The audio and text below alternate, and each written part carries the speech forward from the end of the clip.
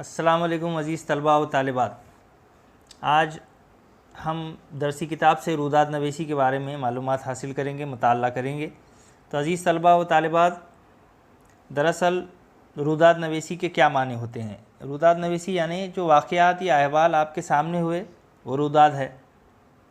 اور کن کن چیزوں کی روداد عموماً لکھی جاتی ہے؟ تو روداد دراصل اسکول اور کالج میں تقریری مقابلے، کھیل کے مقابلے، ثقافتی تقاریب یا پروگرام منعقد کیے جاتے ہیں۔ اس طرح سیاسی، سماجی اور مالیاتی اداروں کے پروگرام بھی ہوتے ہیں۔ ان پروگرام کے اختتام پر ان کی رودادیں لکھی جاتی ہیں۔ یہ رودادیں مستقبل میں نہایت مفید ثابت ہوتی ہیں۔ ان کے ذریعے قارئین کو منعقد کیے گئے پروگرام اور تقاریروں کی تفصیل معلوم ہوتی ہے۔ اس لیے روداد کی تعریف، اس کی اہمیت، روداد کا خاکہ، روداد نویسی کے اصول، روداد لکھتے وقت برتی جانے والی احتیاطی تدابیریں وغیرہ کا علم ہونا ضروری ہے۔ یہ ساری تفصیلات روداد نویسی اور روداد کی قراءات میں مدد کرتی ہے۔ تو عزیز طلبہ، اب ہم روداد کی حیت دیکھتے ہیں۔ حیت یعنی فارم، کس فارم میں جو ہے روداد نویسی لکھی جاتی ہے۔ کسی دفتر یا ادارے میں منعقد پروگرام یا تقریب کے احوال کا مناسب طریقے سے ضبط تحریر میں لانا روداد نویسی کہلاتا ہے۔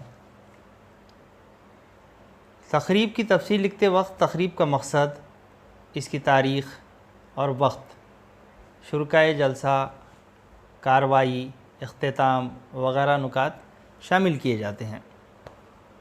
پروگرام کی ابتدا سے لے کر اس کے اختتام تک کے مراحل وار مناسب تفصیل روداد میں شامل کی جاتی ہے۔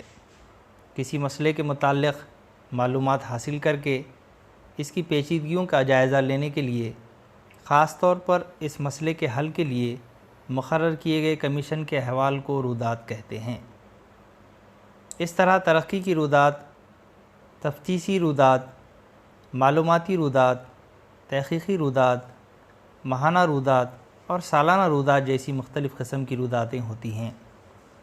تقریبات کے احوال اگر تحریری طور پر محفوظ نہ کر لیے جائیں تو اداروں کی ترقی اور ان کے کارہائے نمایاں کی تفصیل حاصل کرنے میں مستقبل میں دشواری ہوگی۔ اس دشواری سے بچنے کے لیے روداد کو ضبط تحریر میں لانا بے حد ضروری ہو جاتا ہے۔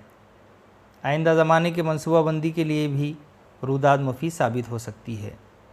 مختلف اداروں، چھوٹی بڑی صنعتوں اور گرام پنچایتوں سے لے کر کارپوریشنوں تک میں ہونے والی عملی اقدامات اور تبدیلیوں کی صداقت کو جانچنے کے لیے ان کی روداد کی ضرورت پڑتی ہے۔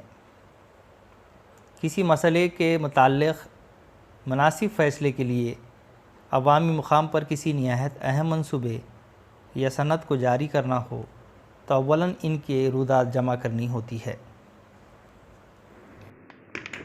روداد کا خاکہ کس طرح تیار کیا جا سکتا ہے یا کیا جائے، اور روداد کے خاکے میں کن عوامل کو شامل کیا جائے، یہ انتہائی اہم چیز ہے۔ دراصل جس واقعے کے احوال قلم بند کرنے ہوتے ہیں، انہی کی بنیاد پر روداد کا خاکہ تیار کیا جاتا ہے۔ کسی ادارے کے عملی میدان اور مقاصد کے مطابق روداد کے نکات تبدیل ہوتے ہیں۔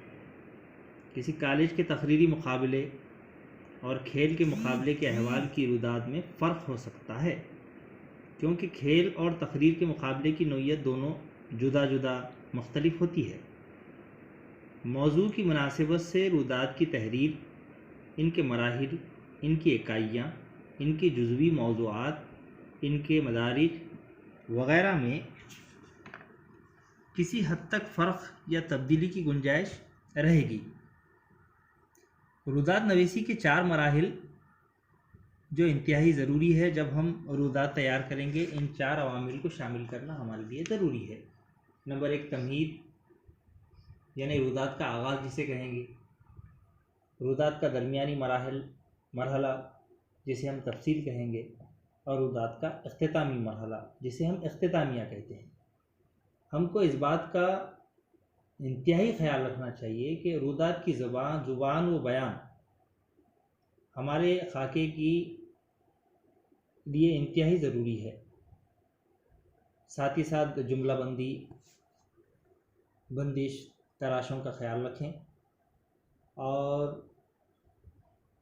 عملی طور پر ہم ایک خاکہ تیار کریں گے۔ تب تک آپ ان مواد کی روشنی میں ایک تقریب کا خاکہ تیار کیجئے اور مشق کیجئے۔